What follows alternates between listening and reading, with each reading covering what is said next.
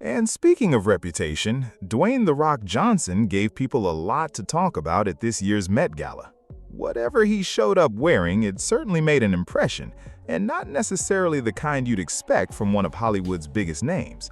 It's a recurring pattern with celebrity culture. The bigger the platform, the more willing some of these figures seem to be to show up in ways that leave the public genuinely puzzled. Makes information so powerful is, you don't care how people feel about the ritual. It's about, does following the ritual work? Yeah. And so you can fool yourself into thinking there isn't one, but the evidence will be clear. So like when I when I be like, oh, these guys are wearing dresses. Everybody's like, oh, he keeps talking about people wearing dresses. No, it's not. That is a weird thing. It's not like that. Look at it from a different way. Look at it. Show me one person that ever wore a dress in Hollywood unsuccessfully. That's how you understand what a ritual is. Last year, it was Sha'Carri Richardson turning heads. This year, the Met Gala brought a whole new wave of conversation, with Dwayne Johnson, Damson Idris, and several other high-profile celebrities showing up in looks that left a lot of people genuinely questioning what was going on. And it wasn't just the men this time. Fans were equally stunned by some of the women's choices, with outfits from multiple celebrities that had social media reacting strongly. Serena Williams' look raised eyebrows, and Cardi B showed up in something so unconventional it became one of the most talked about moments of the night. Now, this brings up a conversation that keeps resurfacing every single year around Met Gala season. There's a long-running theory, one that many people online and in entertainment circles take seriously, that some of these extreme outfit choices aren't entirely voluntary. The idea is that certain celebrities, particularly men, are pressured into wearing outfits that challenge traditional gender expression as a kind of unspoken requirement for maintaining their standing in the industry. But Katt Williams, who has been remarkably outspoken about the inner workings of Hollywood, has offered a different angle on this. According to Williams, people who focus on the clothing itself are missing the deeper point. In his view, the outrageous outfit is really a loyalty test. It's the industry's way of asking, how far are you willing to go to stay in the room? How much of yourself are you willing to set aside to remain in good standing? It's less about the clothes and more about obedience, submission, and establishing just how much control those at the top actually have over the people beneath them. 20 years ago, I knew that transgenders was going to be a thing. It wasn't because I was a prophet. It's just I had gotten so much information that I understood that things are secular. So I understood that the earliest I had seen that word transgender was Baphomet, the transgender. And so I knew that in the ritual of Baphomet, the transgender, to show allegiance to him, you had to kiss his ring. Really? And it said both of those things. So I knew that both of those things would become popular in the future.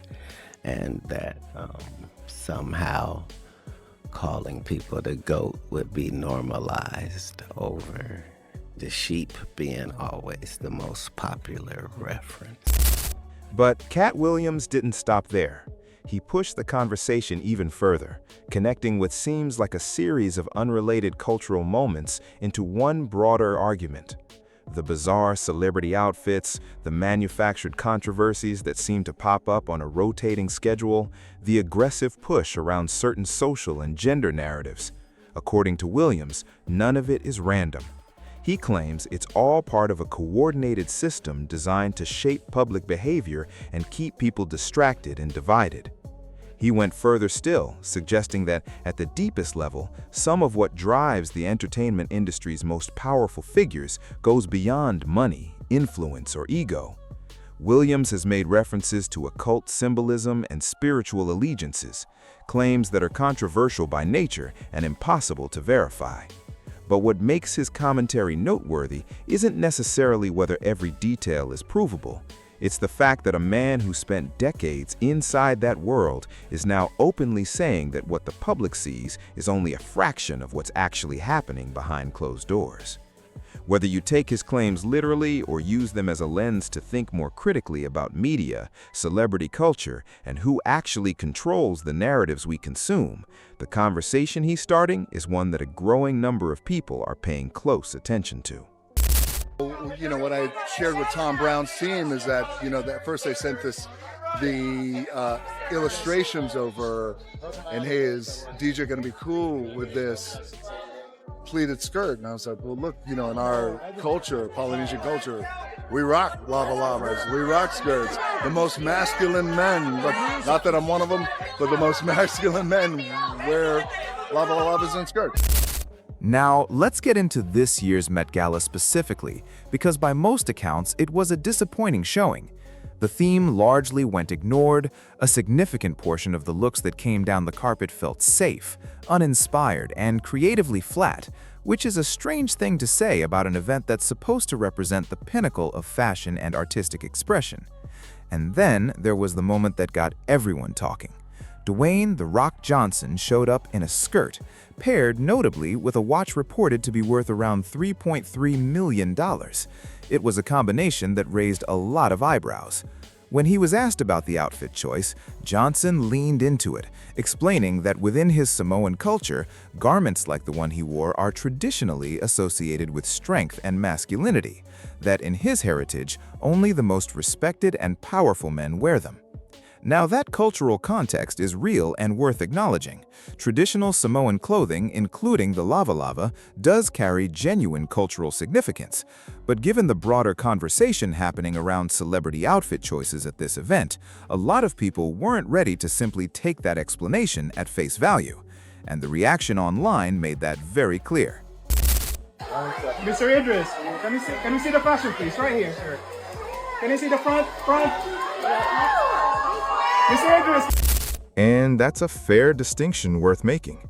It's absolutely true that across many Polynesian cultures, men traditionally wear wraparound garments as a respected and meaningful part of their heritage. That's not in dispute. But what The Rock showed up in at the Met Gala wasn't traditional Polynesian attire. By most descriptions, it read more like a tailored women's suit. So the cultural defense, for a lot of people watching, didn't quite land the way it was intended. And the public reaction reflected that.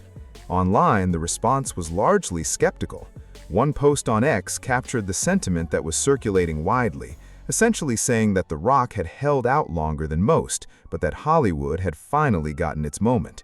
Others framed it more bluntly, suggesting that when established male celebrities make these kinds of dramatic style pivots, it signals a career move rather than a cultural statement, that it's less about fashion and more about access, opportunities, and staying relevant within certain circles. Now, whether you agree with that read or not, the conversation it sparked was very real and very loud. Then there was Damson Idris, who also drew significant attention at the event. He attended solo this year following his public split with Lori Harvey. While his outfit didn't go in the same direction as some of the other looks that were being discussed, the energy he projected on the carpet had people talking. Some online reactions were pointed, with a number of viewers saying his overall presence read as unusually feminine, and some comments even drawing comparisons to other celebrities known for intentionally androgynous styling.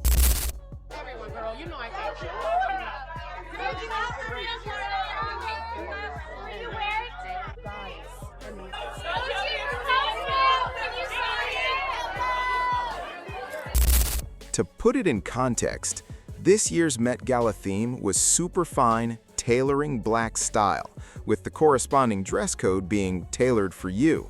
So given that framework, the bar for creativity and intentionality was set pretty clearly. And looking at some of the looks that came through, a fair question is whether certain guests even engaged with the theme at all. Damson Idris, for one, left a lot of people wondering exactly that. Now, A$AP Rocky, he clearly put effort in, that much was obvious, but effort and execution don't always land in the same place.